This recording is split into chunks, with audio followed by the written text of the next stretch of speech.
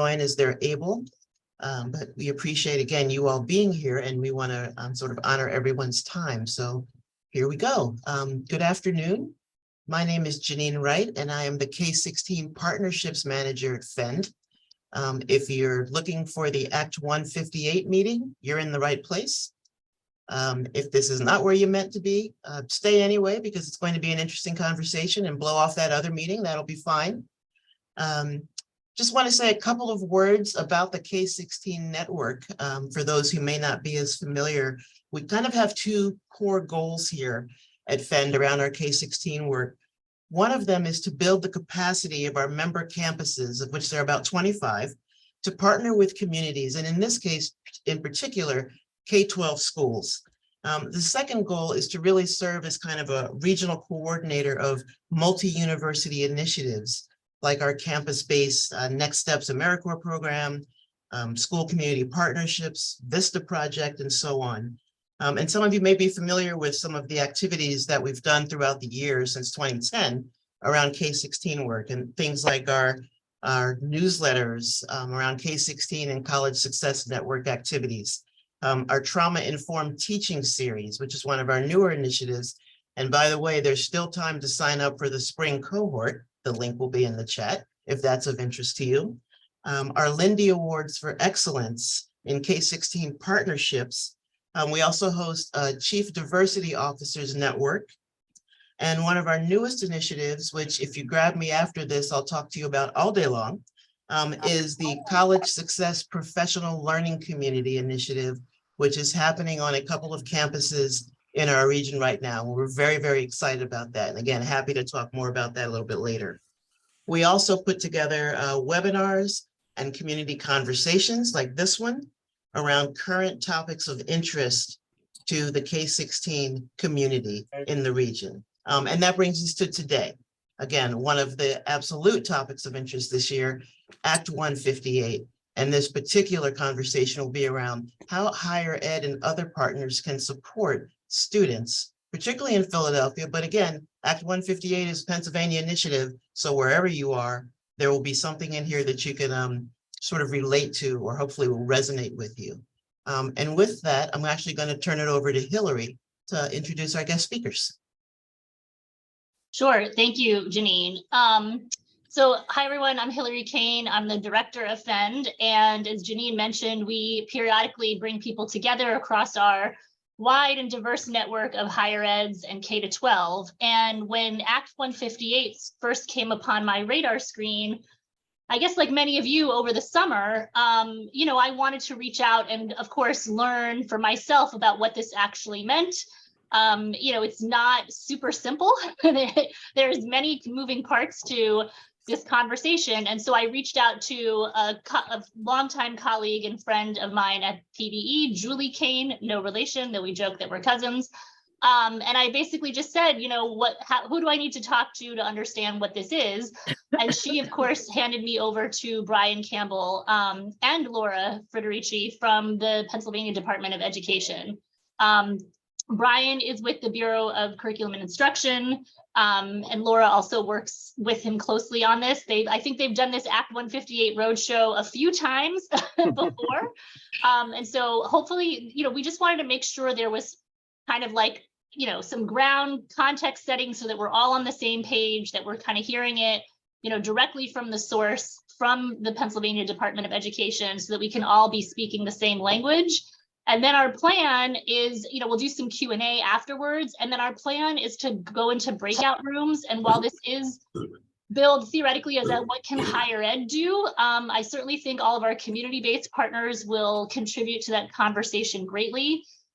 We're going to let people kind of vote with their feet, and we're going to put you into breakout rooms based on what piece of the puzzle you'd like to engage with the most.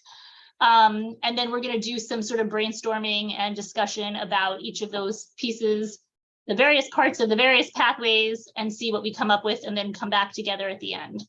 So that is what our hour and a half will look like.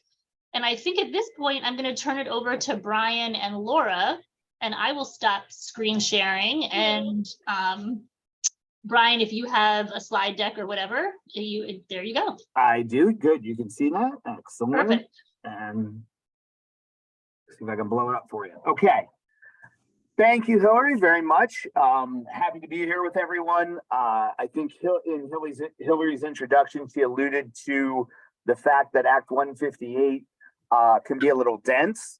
There are some moving parts to it, and we don't really have another set of regulations or legislation like this with kind of all the options. I mean, this is built as sort of a menu choice, and like anything, when you get into customization for a kid and menus, you know, choices can overlap and things like that. And you have to make some sense of it all. So I'm super happy to be here. It is much easier to have a conversation with a group of folks and explain it and answer questions and things like that, because just sit and look at the legislation or any of the resources, like I say, it can be a little overwhelming. I don't disagree at all. So I don't want to do a lot of background or history lesson, but I do want I to. haven't seen her. Her office has been dark the whole day. Okay. All right, Teresa, you need to mute yourself. No, Tina. Sorry, we'll see if we can take care of that. Keep going. Tina's the best Yep. person. So I do want to give folks You know what? I haven't been back there. a little bit of background, just so we kind of level set of where we started before this legislation. So for a long time, for most of the current school code, Pennsylvania did not have statewide graduation requirements. That was tied into the idea of local control state, and most schools that were certifying their own graduates were doing through credits and course completion and the same type of things you would think of. Around 2011, and I think the actual legislation was 14-15, with the first state graduation requirement that was based solely on proficiency of the 3 Keystone exams. Students were going to be need to be proficient on the 3 Keystone exams, which are in Algebra 1, Biology, and English Lit, or they were going to have to complete what was called a project-based assessment for any one of those subject areas in which they weren't, and that was a performance task type assessment that students could do to kind of show the mastery of those standards. There was really a need to expand that, though, as we looked at a couple of things. Some was the impact data of Keystones and the PDAs, the implementation, the weight of the implementation of PBAs on teachers was certainly a consideration, but most of all, it really lost any type of the idea of career preparedness. I mean, it really sort of was the older notion of strictly an academic college focus, and not any kind of technical preparedness, workplace preparedness, a lot of the other things we know that lead to employability and contribute to employability. The law was passed in 2018. It takes effect, and there were several delays, most of those, of course, related to the pandemic. So it does take effect for the graduating class of 2023. The current seniors will be the first class to graduate with a state graduation requirement, and thus must meet one of the 5 pathways. Okay. This is a lot of what we just talked about. The students take the Keystone related course during the year, and they meet the exam. It also provides the authority. This was Act 136. So what this did was waive some Keystone testing during the pandemic. So there are some students, this becomes important when you look at the pathway evidence, because there are some students who have a waived Keystone exam. And there was also a few years in which the MACD NIMS assessments were waived for students in a tech ed program, a CTE program. Both of those are pieces of evidence that were affected by the pandemic. So I'm going to show you this visual more than once to kind of track along where we go through these pathways. While there are 5 pathways, there are really 2 types. The first type, for pathways 1 and 2, still use Keystone scores as the primary evidence or primary artifact that kids are going to use to graduate. The first pathway is Keystone Proficiency. A student who is proficient or advanced on each of the 3 keystones has met the state graduation requirement. Okay. The first 2 pathways, again, are reliant on the score on the Keystone exam and not on course grades. So it would not matter in the eyes of the state their course grade in those 3 courses, as they have demonstrated the proficiency by meeting the exam score, minimum scaled score of 1500. Okay. So the most simple one to explain is what was the original law way back when, 14 or whatever, score proficient on your 3 tests. A variation of that is the composite pathway. The composite pathway is earning a satisfactory combined score on the 3 exams. The thought here is, again, that a student may, may still have the skill set to achieve really at a very high level, even though they are stronger in some content areas than others.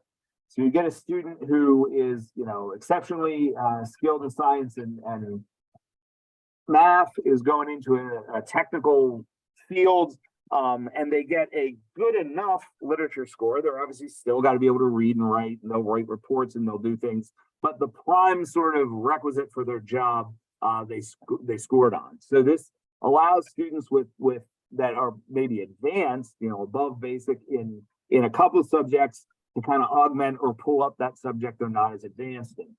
We also did this in recognition of the fact that our high school tests are subject specific, especially in math and science, algebra 1 and biology. You can have a student who, just misses the cut in biology that fares very well in chemistry and physics, and, is set for post-secondary success or career readiness through those fields. So we came up with the idea that we can do a composite score. The student to get a composite has to have a proficient score on at least one of the 3 exams and no less than a basic score on the remaining 2. So if you do get that below basic score, we're saying now that's just a little too low to say we're okay with thinking you've mastered the content.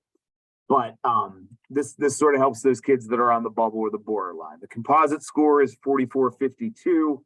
As you would see, if we added up exactly 3 1500s, would have been 45.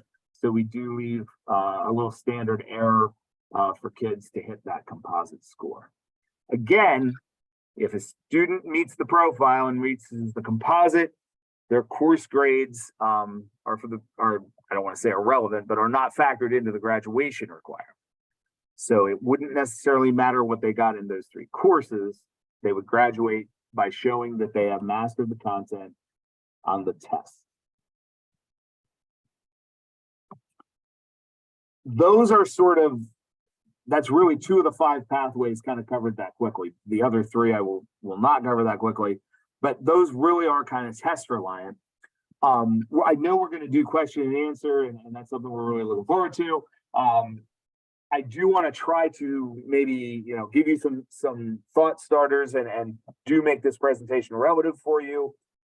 So I think when we're saying, what can your group do and what can your, the institutions you work with and things like that, in this case, we're really looking at academics. So this is really a situation of, potential tutoring, potentially working with kids, potentially working with schools, making sure the curriculums are standard aligned, or giving folks some additional resources or help that are standard aligned, because in the end, it's really going to be about passing that keystone in those 3 content areas.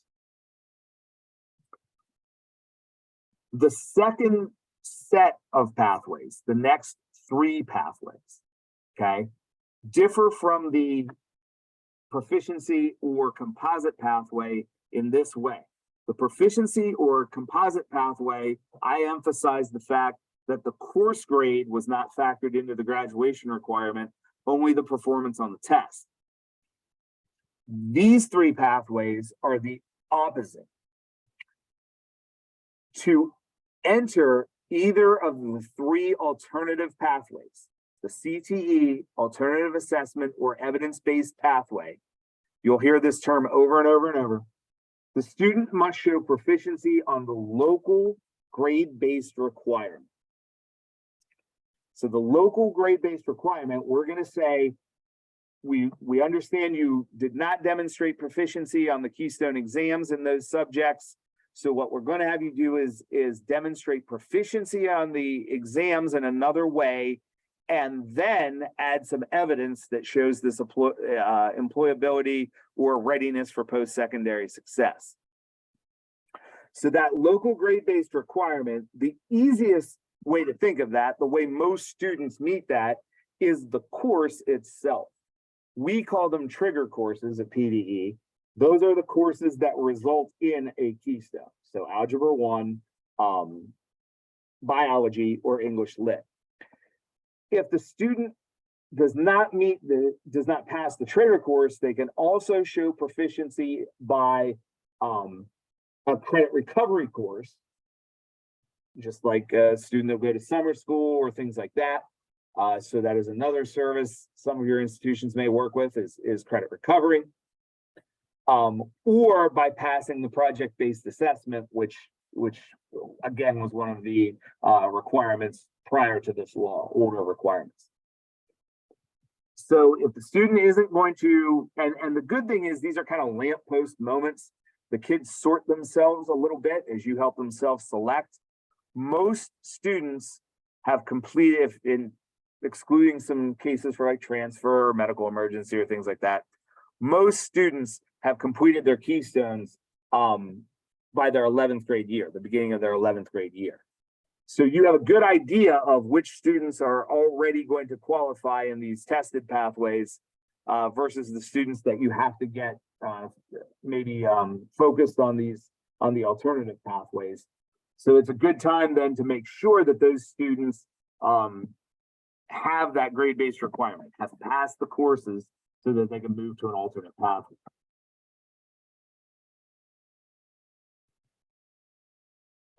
Whoops, moved the wrong way.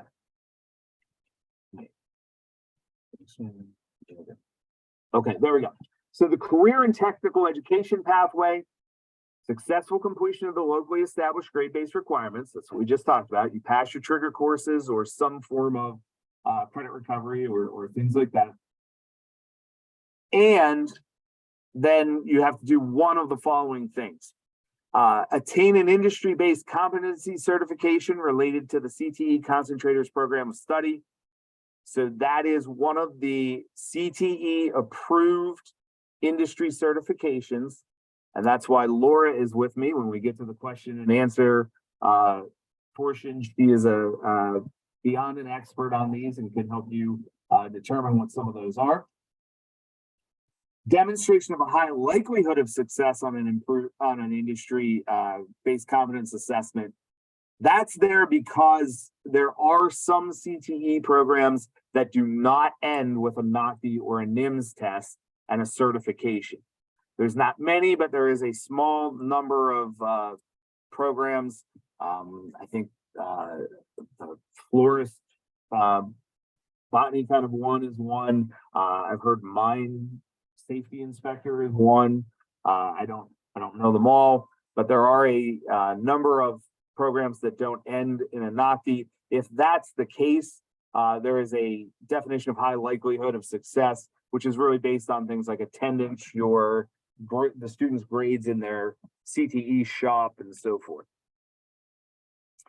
And then readiness for continual meaningful engagement in the concentrators program of study. This would be students, again, who some programs require the NOCTI or NIMS is taken kind of far beyond graduation or at a date after which you would have to certify the graduates. So again, these students need a profile and are committed to take a NOCTI. They just haven't taken it yet. And again, that's a number of programs in which the knocking does not directly follow the instruction. A second opportunity is the alternative assessment pathway. And I think there is a lot of input you folks are going to be able to have on these last two pathways. I think this is where you provide a lot of services and programming, and your staff has a lot of the expertise for kids anywhere, Philadelphia or anywhere, to really assist them with some of these. Again, the first part is that successful completion of the locally established grade-based requirements. So they're going to pass, show proficiency somehow if they did not pass a keystone, pass the trigger course, pass the PDE.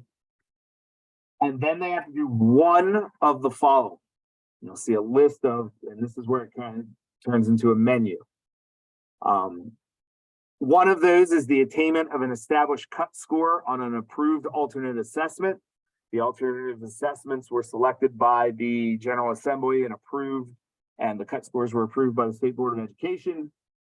Those include the SAT, PSAT, ACT work keys tests, AP and IB tests and coursework, and the ASVAB, the Armed Services Vocational Battery. For most of these tests, regardless of if a student were not proficient on one, two, or all three of their keystones, achieving the cut score on the SAT or ACT or ASVAB, that alone meets the graduation criteria because that is a test with multiple subject areas. If a student would choose to use an AP or IB test, it does have to be in the subject area in which they were not proficient. So a student who was not proficient in Algebra 1, as long as they passed the Algebra 1 course, could then pass an AP math class. And again, there's not AP Algebra, but any AP math class, and that would replace their keystone. They would be eligible to graduate at that point. The next is successful completion of a concurrent enrollment course in an academic content area associated with each keystone exam in which the student did not achieve a proficient score. The definition of concurrent enrollment is to achieve high school and post-secondary credit.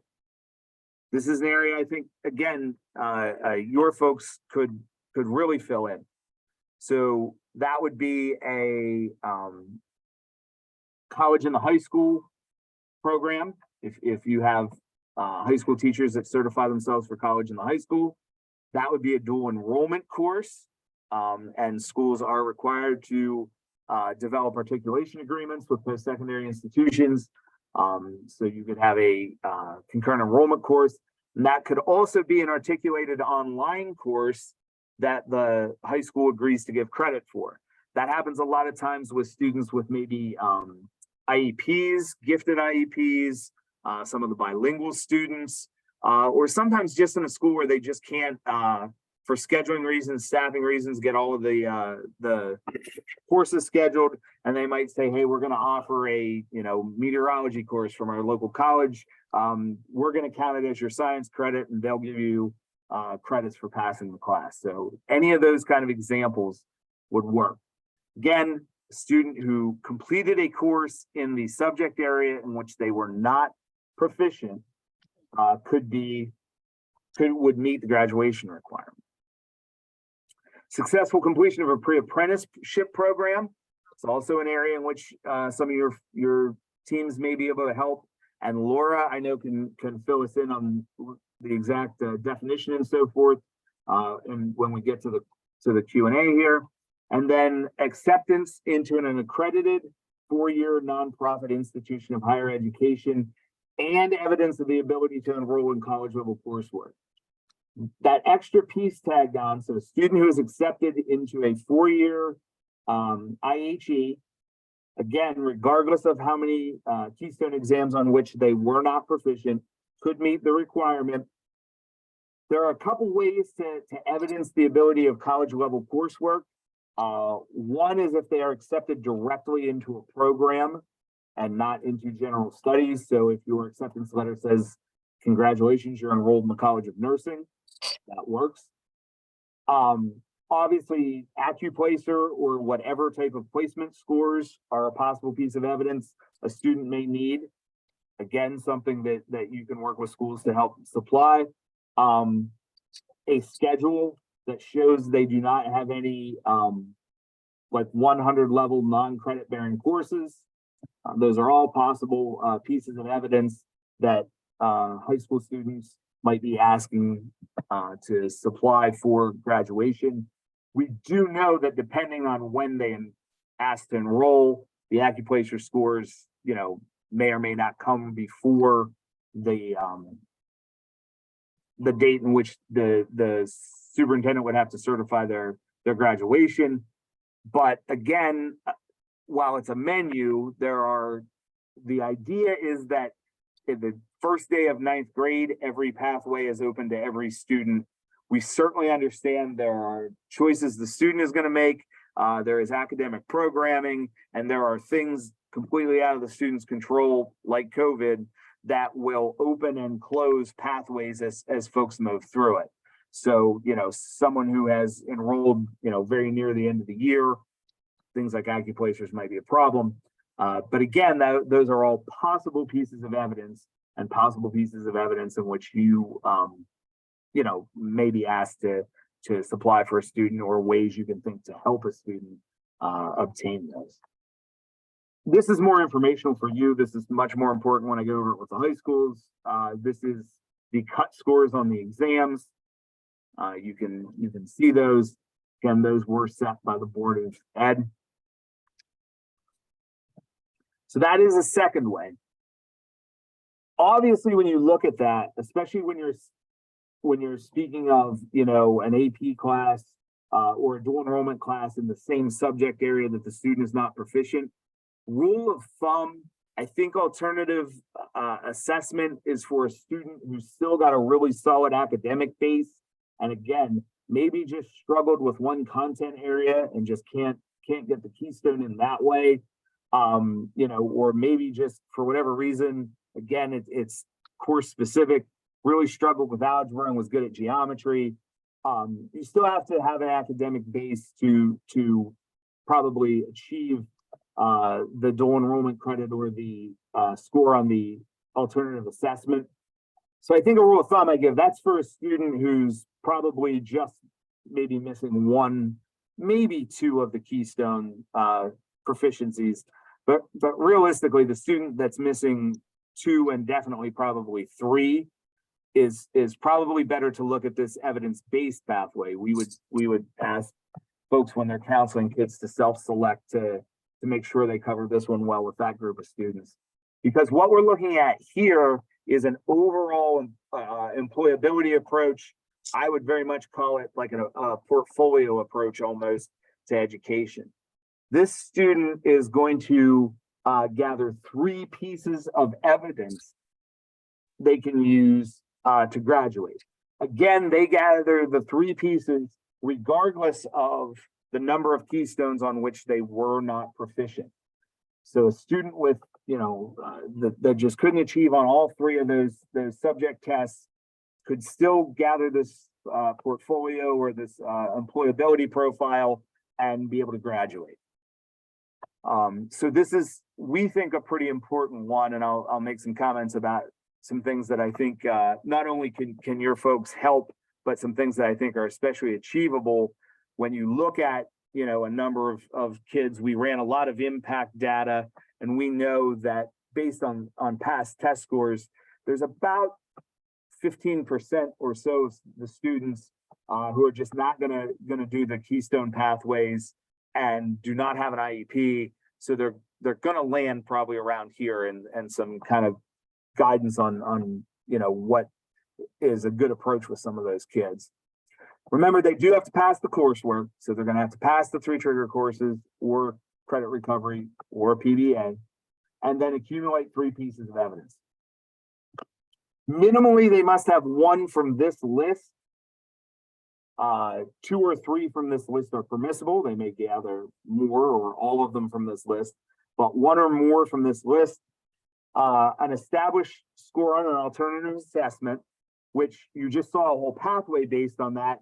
You'll see that the cut scores are lower if they use the test here, because again, they're augmenting that with the other two pieces of evidence. Acceptance into an other than four-year accredited nonprofit institution of higher ed, one you folks can certainly help out with.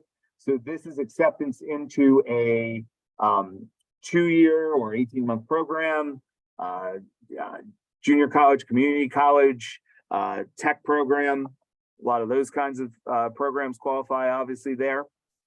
The attainment of an industry recognized credential. In this case, the credential does not have to be tied to an approved CTE program. So here you can look at things like OSHA safety certifications, CPR and first aid, some of the technology certifications, Google, Word, some of those Microsoft Suite and Office certifications. Those are certainly programs that work here. Again, this is when a student can do 2 or all 3. I highly recommend to schools. My thought is anything you can embed, any of these pieces of evidence that you could embed into the school's curriculum, that kids are achieving the evidence simply by achieving mandated coursework, you've almost built in a safety net.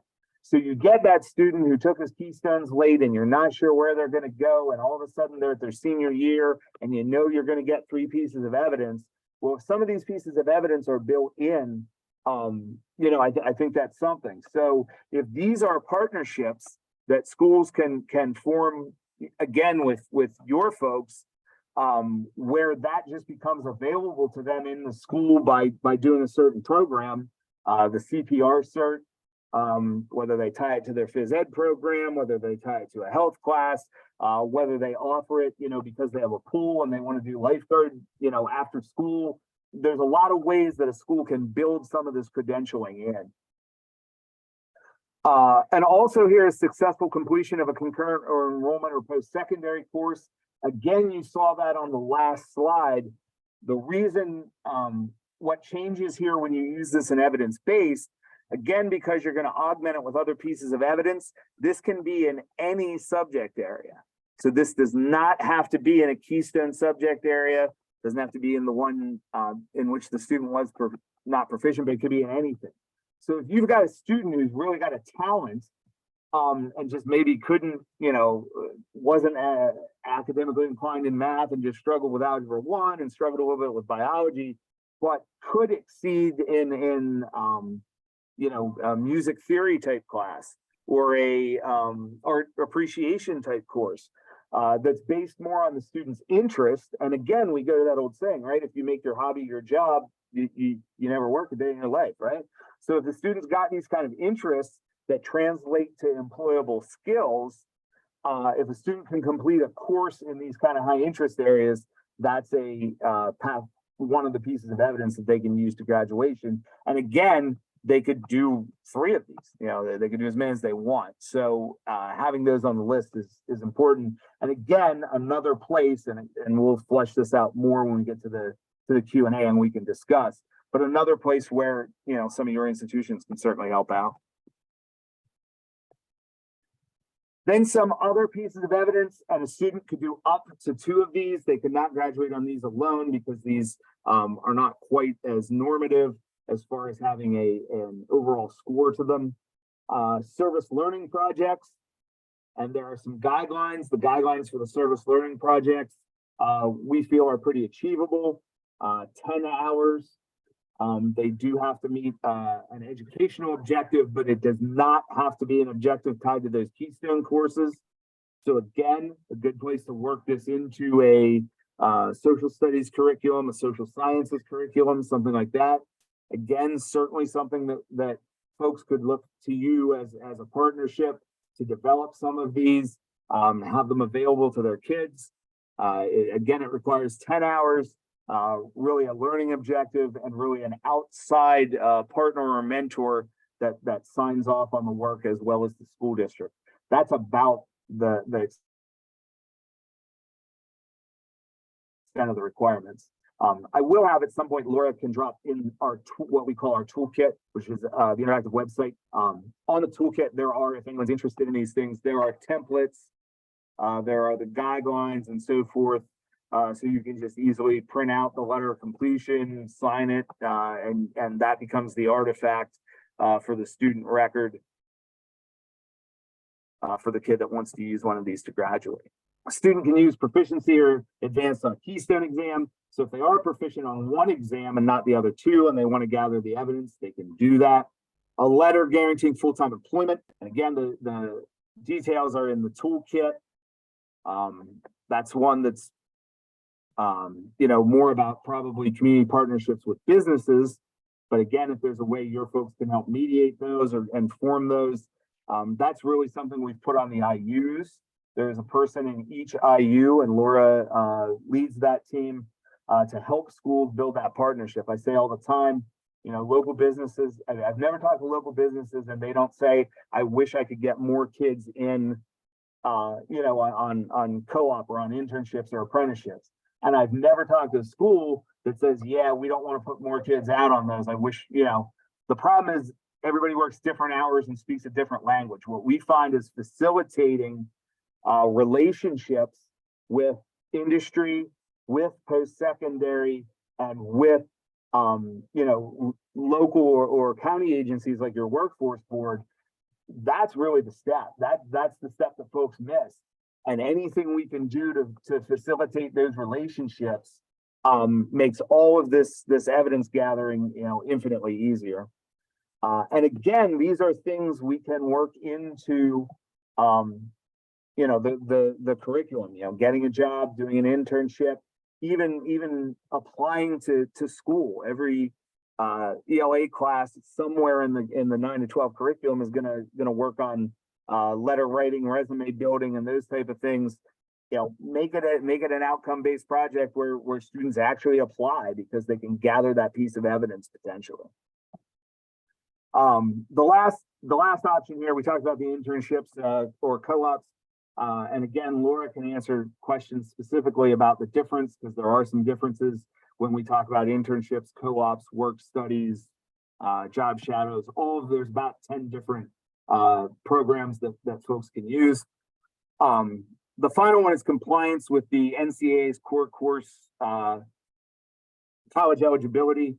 The student would not have to enroll in the college and would not have to demonstrate the ability to participate in athletics, or they could demonstrate it and just decide not to go. It does not mean the student has to commit to college or college athletics. But again, we simply want to see that employability skill or that post-secondary skill. Obviously, it shows the ability to them for them to enroll in post-secondary institutions, and then they can at a later time pick the institution or the program in which they want to enroll. I put the cut scores up again only to really highlight the fact that you will see they're lower this time, and they are lower than the alternative assessment, because remember, in the alternative assessment, the cut score alone is substituted for your Keystone proficiency. And in this case, it's going to be one of 3 pieces of evidence. So we feel that augmenting that with the other pieces of evidence can demonstrate that employability or that post-secondary readiness. There are some provisions for students who have IEPs, or students with IEPs. The majority of students with IEPs can still, with the accommodations and the specially designed instruction that is built into the IEP, succeed in a pathway. However, there are some of our students who the appropriate educational programming automatically disqualifies them from the graduation pathways. The most common are the students that take an adapted PASA exam. There is no equivalency between that and the Keystone, or a student who takes an academic program in which they do not participate in the 3 trigger courses. They have functional academics as opposed to maybe Algebra 1 and biology. if the student doesn't participate in the trigger courses, they, automatically are out of 3 of the 5 pathways and would struggle in the other 2.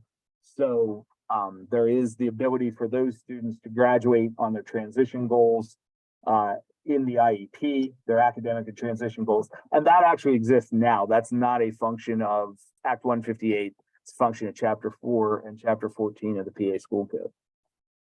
There are waivers available for some students with extenuating circumstances. No more than 5% of a graduating class can have the pathway requirements waived. I'll talk about that in a minute.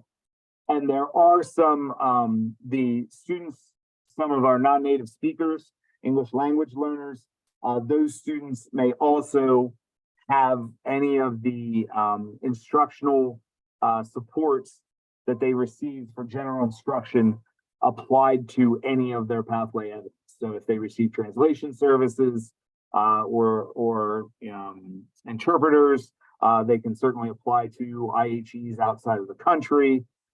They can certainly participate in that. Any student can do that as well outside of the country, or the businesses in which they do co-ops and so forth can be family owned, small business kind of exceptions. So there are some things that the non-native speakers or migrant students, some of our refugee students can apply to. They still are meeting the pathway evidence, but they can apply some of the instructional support to those pathways. This is more important for our schools to know, but I'll let you look at it just so you have the complete picture.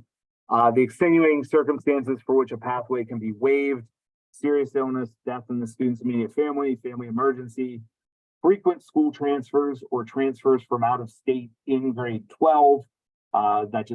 It doesn't allow a student enough time if their state's graduation requirements obviously would be different than ours and they transfer, it just doesn't allow a student enough time. And the COVID pandemic for the class of, this says 23, I got to update this. It's 23, 24, and 25 only. That provision will drop off. And again, these exist outside of Act 158. The ability to waive 5% of the class exists in the school code.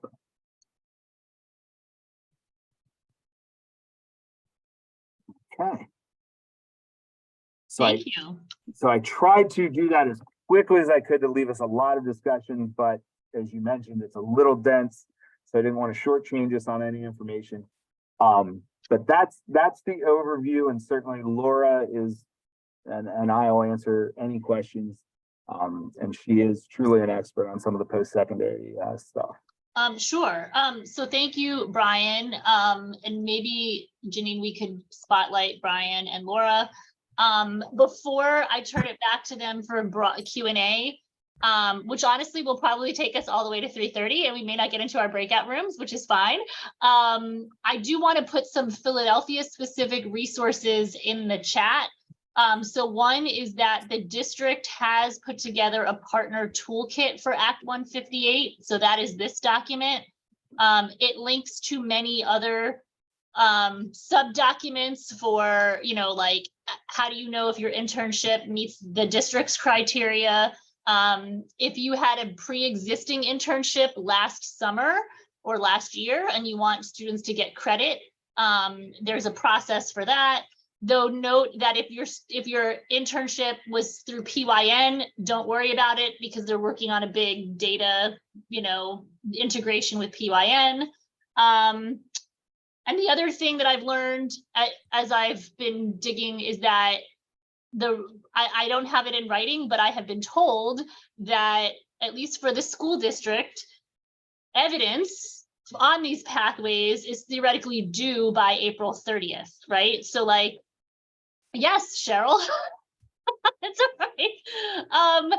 Right, so like, I think that the conversation is, this conversation is manifold, but there's both the sort of what can we all do and scramble for this year's seniors, and then there's the more long-term, like things that we could be putting in place for the future.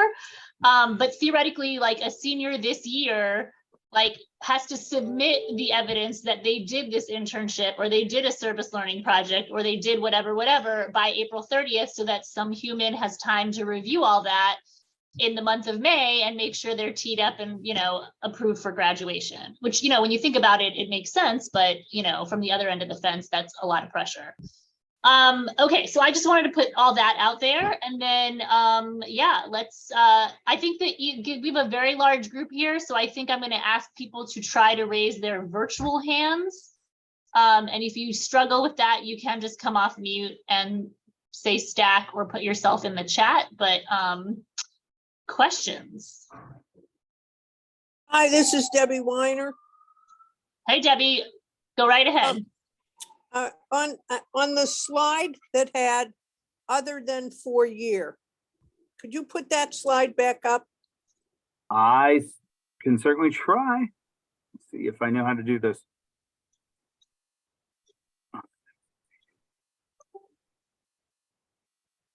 Okay.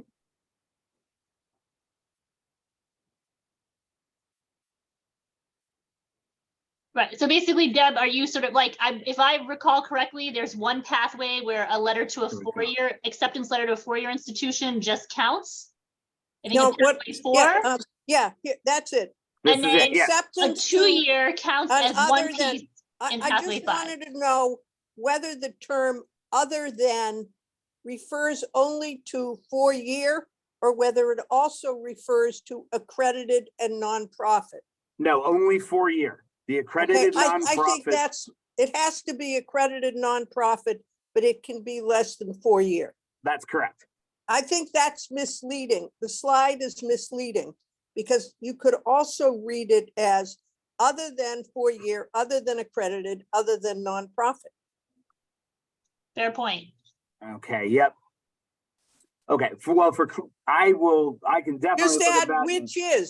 just add which is an Okay. accredited nonprofit. Okay. I was just afraid that some fly-by-night unaccredited for-profit. But would what about an count. accredited for-profit? No, it must be both.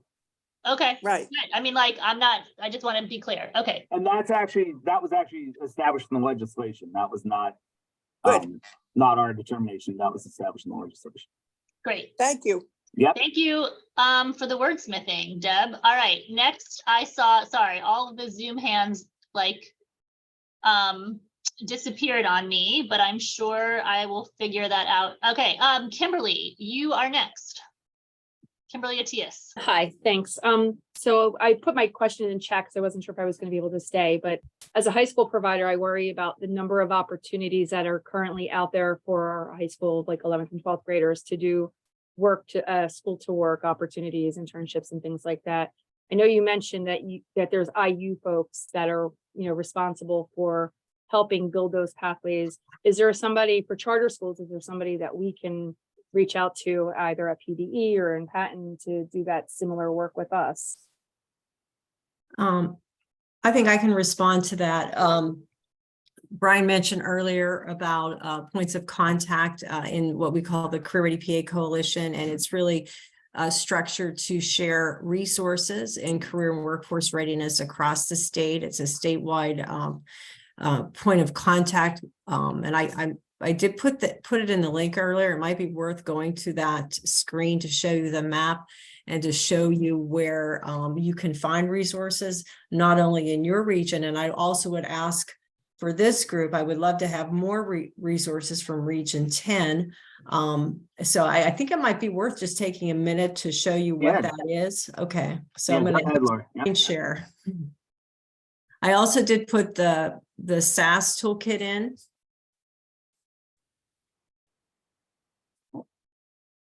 Can you see my screen? You had it and then it was black, Laura. That was me actually, and then Oh, okay. you grab, which is fine, as long as it's the Okay. same thing. Yep, there you go.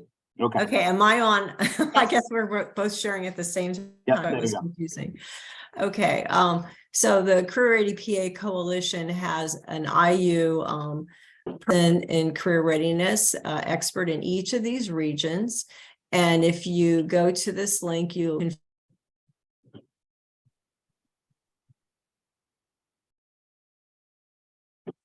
Uh-oh. We like lost her. Well, I will spotlight. I will put it up again. Okay, I'll let you do it and talk through. I seem to be losing my Zoom connection today. All right. So as you can see in the mission and the vision, it's really to engage all learners. So that includes all our learners, cyber, charter, everywhere in the state, rural, suburban, urban, and to make sure there are these pathways. And if your region 10, these are aligned to the Department of Community and Economic Development region. So they're based on economic performance. So if you go up a little bit higher, Hillary, on the left there, you'll see that there are a series of stakeholders. So we have at this point over 150 regular champions that participate on our monthly sessions that we have, where we share best practice from the different regions in the state, and they really are creating career pathways. So if you look there, community, nonprofit, employers, and so on. So we're going to just take a look at the post-secondary, because this would be where you would fit. We held sessions in 2019 and had over 900 champions from the region. We're going to go to a different region other than region 10, because we need to make region 10 grow. We're going to go to region 2. And that's Western Pennsylvania. And I just want to show you an example. We don't want to put your post-secondary website, because we all know how to get there. We want to see something special that maybe that you know about. So let's go to Carnegie Mellon's University. As you know, CMU is a huge university, has many things going on, but this is specifically geared to career and workforce readiness for underrepresented, students across STEM focus. There are constant events going on, so we don't have to worry about keeping up this web page. The stakeholder does it. So if you go back one, we do this in every region. So there might be someone in Altoona, Pennsylvania that might say, hey, you know what, I want to go to that University of Pittsburgh cyber camp, or I want to head down to Philly because Temple is running this program. So if you have any programs and you want to connect and you want to share what they are, let me know. I'll connect you with the contacts. If you go to Bucks County, I was looking at region 10 and I wasn't crazy about what was put in there, because we have dozens upon dozens of things that could be. I know. So we want them. So you please send them and I will connect. Right. So this is just an example. So it takes to someone right to level up so we can see what the program is. We don't want folks to have to hunt, like a parent to go on here and say, oh, I have to go to this university website and go here and go there. We want to land right on the opportunity. We also, if you have events, we can share them on the SAS webpage. So you can explore that as much as you want. It's really exciting if you know employers, and we can bridge pathways between some of the employers that partner with universities for internships, for job shadows, for any kind of opportunities like that. So I will put my email in the chat and then connect in a follow-up email with Hillary, your region 10 liaison, so we can start getting some of this on the website. It usually takes a minute to get it on there, because it's free. So as you're running through, I'm sorry, I'm going to follow up. As you're running through the Philadelphia area, I don't see anything listed for Philadelphia. That's right. I'm going to be transparent. That's very concerning, because my school sits in Philadelphia. Yeah. I mean, there's a lot of things. So Kim, I wouldn't, Hillary, you and I'm always scanning through. Yeah, and that's why this call today I think is really important, because we have had we've had like 3 different liaisons in that region, and you can see it's Berks, Bucks, Chester, Delaware. So it's not just Philadelphia. Right. We know Philadelphia is a mine, it's like there's a gold mine down there. So I'm happy that we're here today. So we're going to have this filled in the next month. Totally. I mean, but not surprisingly, we're not talking to our folks in here. We're doing our own thing in our own corner. Gotcha. And we obviously need to fix that. There's Hillary, I'll reach out to you. I'm going to head off, but I'll reach out to you. No worries. Thanks. Please do. And I will do my best to respond to everybody. I know we have a couple more. I know there's more hands in the chat. So let's go to Cheryl next. Sure, thanks. This has been great, by the way, thank you. My question, and I don't know, this might be the wrong group to ask this question to, but that April 30th date is sticking in my head. And I'm curious, for instance, we run an in-school pre-apprenticeship program for 12th graders that doesn't actually complete until the end of May, beginning of June. Yet that would be one of the pathways that they could use for Yeah. graduation. How are there allowances for that? Have we thought through what does that look like if they have to hand things in Right. April, but their programs don't end till June? Right. So I mean, honestly, that's a district question, right? I was just to say, I okay, think your best bet is to like go back to that partner start here toolkit and find whoever the contact is. And Ayana, go I don't there. know if you're listening because I know there's been some personnel changes, but I think you want to make friends with the human who handles this at 440 and it's just explain the situation and give them the heads up, like it's going to be this many kids and this is the apprenticeship program. And my sense is the more details they can have now, because essentially you're probably asking for some special dispensation, which, you know, the district obviously wants kids to graduate, right? But at the same time, you know, the administrative burden of all of this is real, and both Absolutely. for districts and for schools. And so I think, yeah, I think it's just really starting a conversation. I mean, is it one particular school or is it all over? Correct. It's right now we're in one particular Okay, school with a I think that makes registered it a lot pre-apprenticeship. easier because a lot of these things are sort of like school leadership makes a decision. But yeah, Ayana, I see your face. If you want to chime in, please do. Was just gonna let Cheryl know, just please reach out. There's a new leadership structure over Act 158 at the district, and we can Reach out to try to Malika. connect you. Yes, reach out to Dr. Malika. yeah. And that would be an important starting place to work on resolving that. Right. Great. But it also Thanks. could be that moving forward next year, you schedule it, you know, 6 weeks earlier, because you know, this, unless, yeah, just these are the things, just this is the ripple effect of this. And this is not in any way, I absolutely recognize the accounting effort and the, as you said, the administrative effort that's going on. So I don't fault them for picking a deadline. I think they should. I absolutely get that. Legislatively, though, know that, and again, this isn't Act 158. This is school code. We don't certify graduates until September 30th, which is how students now have done things like gone to summer school and things like that. Now, how you handle what that does cause administratively for schools is do you walk across the stage? Do you walk across the stage with an empty envelope? And I used to have to make those calls in my old district, so I get it. No one likes them. But there is legal provision if the two of you do come to a conversation where you can work around things. You can actually submit as late as September 30.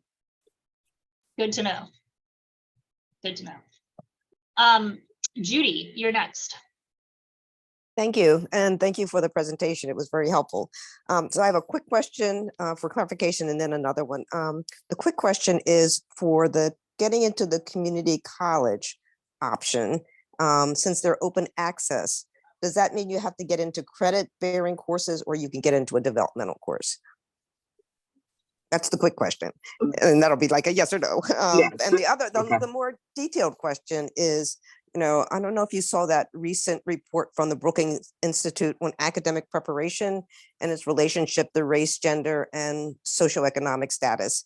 And I'm just wondering what's being done in terms of counseling, coaching, so that students are being moved forward through these pathways in a way that positions them best in terms of the eventual pathway that they want to be on, and how the district is going to make sure through assessment that you're not creating another way of disparities in terms of education.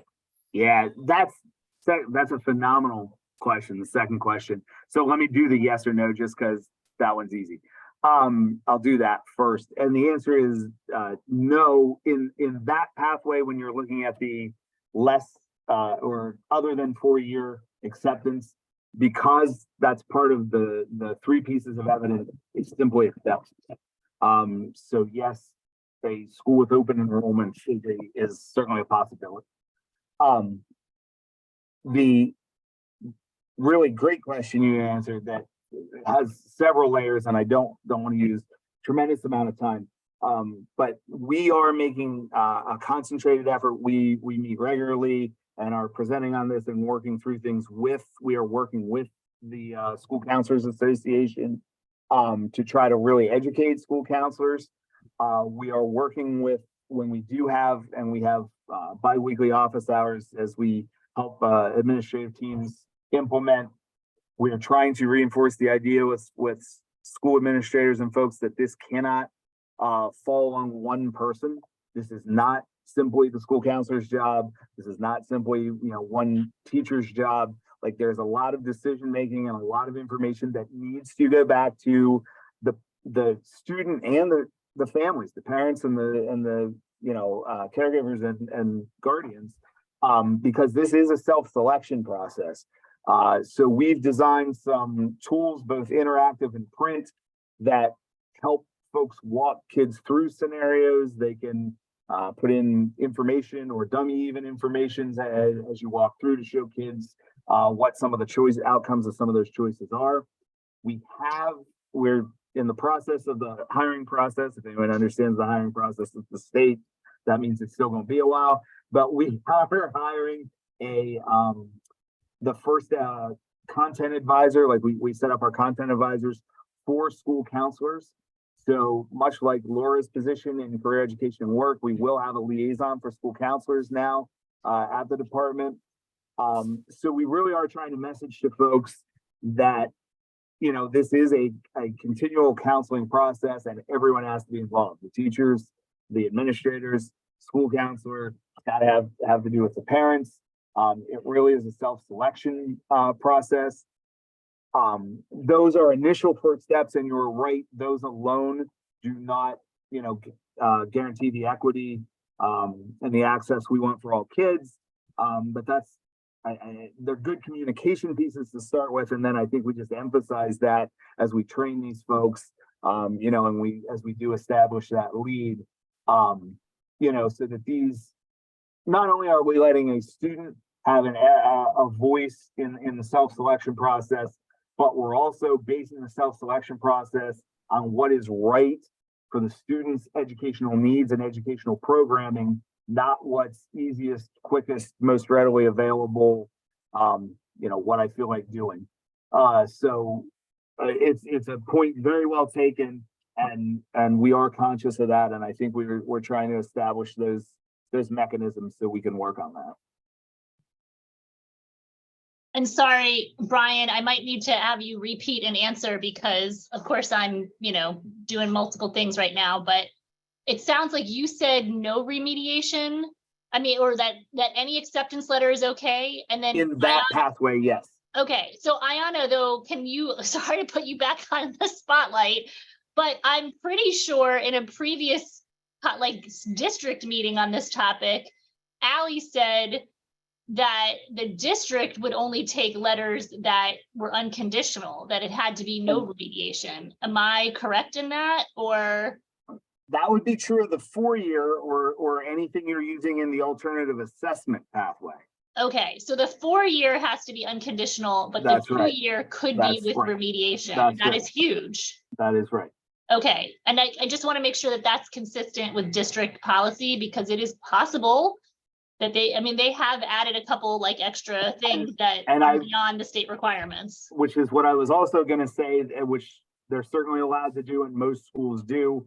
Remember, school code is always written in minimums. We don't have any credit requirement, and almost every school is going to maintain a credit limit. Sure. We don't have required course titles outside of the trigger courses, and almost every school is going to establish those. So there are certainly, even the 10 hours for the community service is a guideline. Folks could institute anything they want. Right. But yeah, that's the difference between and again, it comes from saying this is the only piece of evidence I'm going to use versus showing I have multiple potential pathways available to me. Yeah. Right. Okay, great. I mean, I do, just on that same topic of things where the district has made it a little bit harder, is I know various things like industry recognized credentials, service learning, there's a couple places where the fine print is and aligns to the students, chosen career interests, right? that you can, I mean, I've literally heard schools now who are just trying to get like everyone's, CPR trained and everyone doing the mandated reporter training, since that's on the list and it's 3 hours and free. And it remains to be seen how narrowly or loosely one will interpret, like, is that part of a career pathway that they've expressed prior interest in or not? And so just, putting that out there as well. Right. So I know Sarah Hollister from Office of Children and Families messaged me and wanted to say something. So Sarah, I know your hand's not up, but nobody else's is. So if you still want to speak, the floor is yours. Yeah, hi everyone. It's great to see everyone. I feel like this is like all my people. I feel like. Anyway, I just wanted to let the charter sector know. So the Office of Children and Families has been working really closely with the district to work through how to support them on this. And then in addition, that we've worked with the Philadelphia Charters for Excellence in terms of supporting charter schools. So if there are charter representatives here, or you folks are having issues with charter schools, with Act 158, I really feel like it's the school level, no matter what type of system you're in, that is really the best place. But I'm happy to be a resource for any charters as well that want to brainstorm around internship opportunities or anything like that. And I'll put my email in the chat. Thanks, Hillary, for letting me chime in. No worries. Thank you for offering resources. Adam, can you feel free to take yourself off mute, introduce yourself and ask your question? Yeah, hi, thanks. So I guess first off, I work for DHS, Office of Children and Families in Philly, as well. And I am a education support liaison. So I kind of like, my question is, if maybe there's a list or a number of lists that I can get, be notified of or get access to kind of support the families when I get these consults and certain things come up, and I'm like, so I can say to, let's say, the case manager, hey, I know of this resource, to kind of help this student or this youth if they are thinking of, going to college, or maybe they're not quite, like they can't get into college, maybe the grades didn't quite make it, but some other educational resource for post-secondary education and such like that, or and also as well as if there's anybody like maybe Sarah who just spoke, kind of just like if there are people who I can outreach to, explain maybe a student situation for whom I'm trying to work and help, and see what kind of resources we can provide to the student. Like, as I said, if they're on a board extension, Sure. they're considering, what to do next after graduation. Yeah. And see what we And can Adam, what part, are you in a particular part of the city or working with a specific high school or all over? I kind of work kind of like in between. I'm assigned a particular CUA, Community Umbrella Agency, Net One, and my touchdown school is Edison High School. Yep. And I work in a lot, with about Sure. 15 schools in that kind of North Philly, Yeah. Bear Okay. Hill, Feltonville area. But I do get consults for students who are maybe going to or transferring to or from other schools all across the city, and sometimes even like inter-county transfers as well. Okay, well, I don't know how, depending on how often they've transferred in their senior year, I was pleasantly surprised to see that piece of Brian's, like if they've transferred in their senior year, they're sort of exempt because, they haven't had time. Brian, is that only if they've transferred in from out of state, or if some kid moved from Pittsburgh to Philly in the middle of their senior year, would they still, because Act 158 is statewide? Yeah, so the state, there's two things. There's frequent transfers throughout the high school grade band, which leaves some room for interpretation, obviously. But your migrant student, the homeless student. I mean, we've got transiency. The specific in the senior year is transfer from out of state in the senior year. Okay. So you're right. Probably one transfer from Pittsburgh Public to Philly City is not, even in the senior year, is probably not it. But where you start to interpret frequent transfer inside the grade band, that can be inside the state. And that's, Got it. as soon as you find it disruptive enough, the only real guidance there is that you can't waive more than 5% of the class. So and this would be part you of that wanna- 5% That's waiver. right. So you Okay. kind of want to save it for Right. priority situations, but if it meets the definition and you truly feel the kid's not gonna hit Right. the, And then I guess, just to sort of push back on that a little bit, I don't have statistics in front of me, but I think we all know that Philadelphia has a disproportionately large number of ELL, IEP, McKinney-Vento students, where it could, just those three groups alone could easily be more than 5%. And I'm just wondering, I know how the Harrisburg's friendliness to Philadelphia for these kinds of things, but I'm just wondering about that, like. sure. And the 5% is, again, it's how tolerable you find the consequence to a certain degree. I mean, for the first year, it's an improvement plan. If you exceed it in consecutive years, the language in the law is can trigger an audit. I'm sure there would be some sort of, hey, what's going on? That, those are things to consider and things we'd probably work out with administrative. Yeah. boards. Get So that. I, as someone who gets federal grants, who then has to do desk monitoring and corrective action plans and all that, I get that. So you're telling me that the district could theoretically graduate people who didn't actually meet these requirements, and that It could can. trigger a hand slap and an audit, or That's that? right. That's right. The waiver is for students who don't meet the pathway. Now, it would have to be for those reasons. One of the, I don't know, handful, probably 5 or 6 that were on that list. It shouldn't exceed the 5%, but it could Got it. for those reasons. So Okay. again, I would pick, and there's also a difference between, hey, we're Philly and we went to 7%, or 2 years in a row I used it for We just looked the other way and didn't 26%. care, right? Right. That's when you get into audits and discussions and things. Sure. So that's something that the chief school administrator weighs out, but all of those are possible scenarios. Got it. Sarah, I see your hand up again. Yeah, hi, sorry. Adam, I am coordinating to hopefully get to the DHS at the 14. I'm meeting with the managers tomorrow about that. So hopefully we'll be getting resources to you. I know the district's also working on some more resources. So hopefully that will be useful to folks that'll be coming out soon. And then I would say that the Ed Law Center also and Juvenile Justice Center has great resources on particularly for, folks who have been transferred multiple times. So I've kind of been working, just so everyone knows, I kind of work weekly. The Office of the Children and Families and the Commerce Department have been meeting weekly with the school district. So hopefully we'll be getting those presentations out to folks soon. And maybe Hillary, we could even do a follow-up. Yeah, we can certainly do another one of these, perhaps with the new Act 158 leadership from the district in the room this time.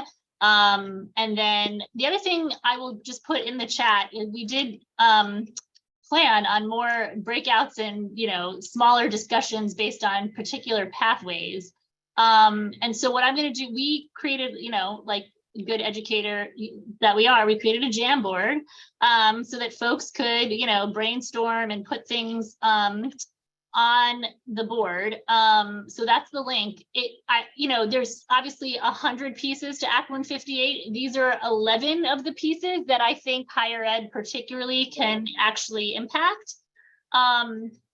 So I would say also just thinking about Laura, your the map that had very few Philadelphia resources on there. If you're already doing something in one of these pathways, please put a sticky note on the Jamboard. If you have lingering questions or ideas, I pre-populated with just my ideas of like, here's how you could do this. Obviously folks might need more resources to do more, to do it at scale. But if you're already doing something, if you have questions, if you have ideas, all of that is fair game. Put that on the Jamboard. We might then use, especially the existing programming, put your URL in there so that we can more easily pull those and get those to to Laura and her team at the Allegheny IU so that can actually get back. Okay, I did do share with everyone, but of course that never works. Anyone with the link, oh, can be a viewer. Editor, sorry, thank you, Juliet. Done. You might need to close it and reopen it in order for those changes to take effect.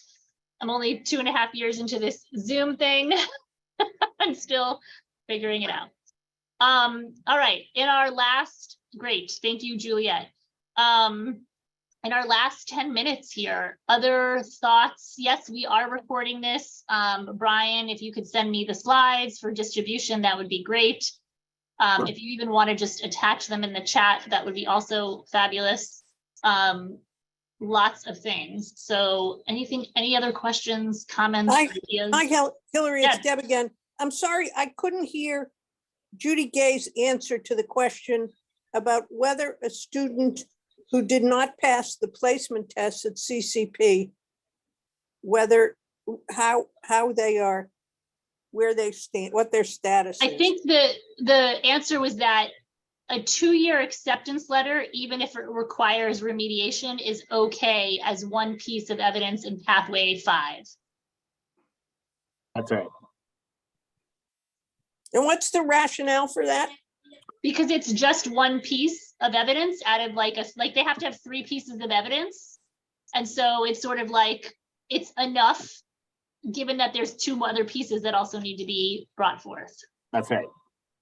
In the pathway where it's the 4-year acceptance is the sole piece of evidence, then it must be to college credit bearing work.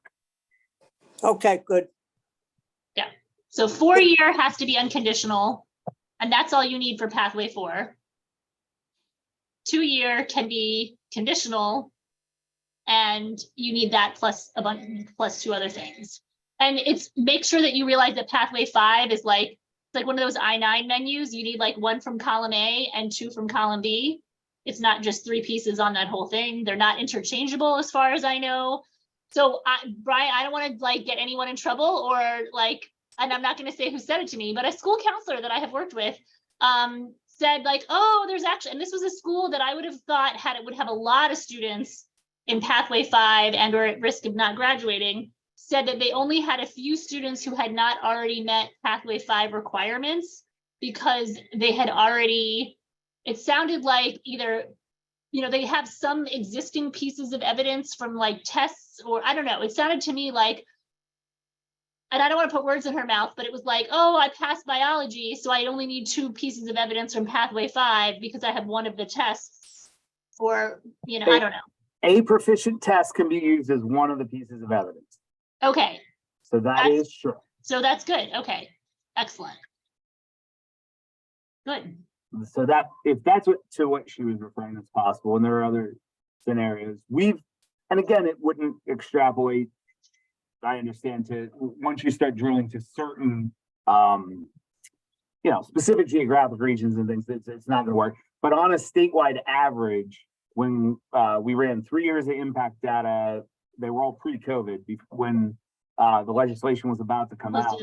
And it's about 15% of the kids that end up in that, because we took out the test scores and students with an IEP and CTE concentrators. So that wipes out almost everything but pathways 4 and 5. And it's around 18% that end up in 4 and 5. Yeah, well, I think here in Philly, we have some high schools that have significantly higher. I'm sure. As I said, I know it's not a direct extrapolation, but I'm also surprised if you would say anywhere has 2%. I think that's probably not accurate. You know what I mean? For her to say she has almost none. I worry a little. Well, according to her, it was kids who had already at this point in the school year done what they needed to do to meet pathway 5. Which was pleasantly surprising, but still kind of surprising for me. That is. And they may have, because, CPR it's in the standards. If they got everyone certified in CPR in 8th or 9th grade and you pass one keystone and they already had a community service project built in or something, like it's possible. It's possible you could have retrofit some of that evidence. Yeah. I mean, the other feedback, which I'm sure, in the bucket of, this was not people's intentions, but I also heard that during the most recent Keystone exams, I guess a few weeks ago for current 10th graders, at one particular high school, there were fights every single day that week. And the assumption made, and obviously this is anecdotal, was that just the level of stress in the building, like kids now know this is yet another high stakes test that they have to take, that, you know, tensions are high because, you know, high stakes testing is high stakes testing, so. Well, conversely, Okay. though, there's 3 pathways that aren't dependent, and it's Sure. far less stakes than were attached to it just a few years ago. Yeah, all right, Tim is asking, can you clarify the reasoning for why a student accepted into general studies or undeclared at a 4-year college wouldn't fulfill a pathway 4?